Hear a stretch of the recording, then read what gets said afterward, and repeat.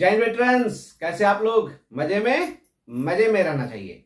दोस्तों, जैसा कि आप जानते हैं कि ईसीएचएस ने एक फरमान जारी किया है जिसमें आपको अपने डिपेंडेंट्स का हर एक साल लाइफ सर्टिफिकेट यानी एनुअल वैलिडेशन करना पड़ेगा आपको अपने डिपेंडेंट का, तभी जाकर के वो अगला एक साल के लिए वो अपना ईसीएचएस का फैसिलिटी उठा सकते हैं। और जैसा कि ईसीएचएस ने टाइमलाइन दिया था कि इस डेट तक आपको अपने डिपेंडेंट का एनुअल वैलिडेशन करवाना पड़ेगा। हमारे बहुत सारे ऐसे बंधु थे जिन्होंने अपने डिपेंडेंट का एनुअल वैलिडेशन नहीं करवाया और लास्ट में थक करके हार करके ईसीएचएस ने सोचा कि जो डिपेंडेंट का जो एनुअल वैलिडेशन करवाना है अपने प्राइमरी बेनिफिशियरी को, उनको बहुत सारे बेनिफिशियरी को पता नहीं है कि कैसे करते हैं और उनको बहुत सारी परेशानियां हैं। इसके लिए लास्ट डेट के बाद भी ईसीएचएस ने 3 महीना का एक्सटेंशन दिया कि भाई 3 महीना एक्सटेंशन और किया जाता है कि विद इन 3 मंथ आपको अपना डिपेंडेंट का एनुअल वैलिडेशन करवाना है।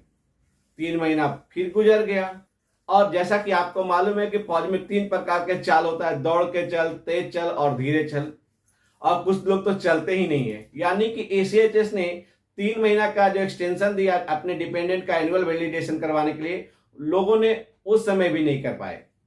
सबका अपने अपने रीजन हो सकते हैं, सबके अपने अपने कारण हो सकते हैं। तो ईसीएचएस ने जो ऑनलाइन सिस्टम किया था उसने क्या किया, जितने भी 64 केवी के जो बेनिफिशियरी थे, जो डिपेंडेंट थे, उनका सभी का कार्ड जिन्होंने अपना एनुअल वैलिडेशन नहीं करवाया था ब्लॉक कर दिया। तो हमारे वेटरन्स लगे छटपटाने की अब क्या करें। ईसीएचएस ने 3 महीना का जो एक्सटेंशन दिया वो भी गुजर गया, मैं तो किया नहीं, अब क्या करूं, मेरा कार्ड तो ब्लॉक हो गया। आपको चिंता करने की जरूरत नहीं है, आपको लास्ट चांस दे रहा है ईसीएचएस। जाइए, आप अपने डिपेंडेंट का आखिरी बार एक्सटेंशन किया है 3 महीने का, और जिनका जिनका कार्ड ब्लॉक हो गया है उनके लिए ईसीएचएस सेंट्रल ऑर्गेनाइजेशन ने 13 जुलाई को एक लेटर इशू किया है signed by brigadier Jitendra Singh ने, कि आपको आखिरी चांस दिया जाता है कि आप अपने डिपेंडेंट का एनुअल वैलिडेशन करवाएं। उन्होंने इस लेटर में क्या लिखा है, हमारे बहुत सारे वेटरन्स जिनको 3 महीने का एक्सटेंशन दिया गया था अपने डिपेंडेंट का एनुअल वैलिडेशन करने के लिए, वो वेटरन्स फिर भी अपने डिपेंडेंट का एनुअल वैलिडेशन नहीं करवा पाए, जिसके कारण सिस्टम ने उनके कार्ड को ब्लॉक कर दिया है। पैरा 3 में लिखा है कि चिंता करने की कोई बात नहीं है, जिनके जिनके डिपेंडेंट का कार्ड ब्लॉक हो गया है, प्राइमरी बेनिफिशियरी को क्या करना है, या तो उनको एक लेटर लिखना है अगर गांव में रहते हैं, अगर उनको ईमेल चलाना नहीं आता है, या आप वाईसी ईसीएचएस को आप ईमेल भेज सकते हैं। ईमेल में आपको अपना service number, rank, name of dependent के साथ आपका क्या रिश्ता है, और आपको अपना ईमेल एड्रेस और मोबाइल नंबर डालना पड़ेगा। और आपको साथ में डिपेंडेंट से रिलेटेड आपको डॉक्यूमेंट भी स्कैन करके अटैच करना पड़ेगा ईमेल में।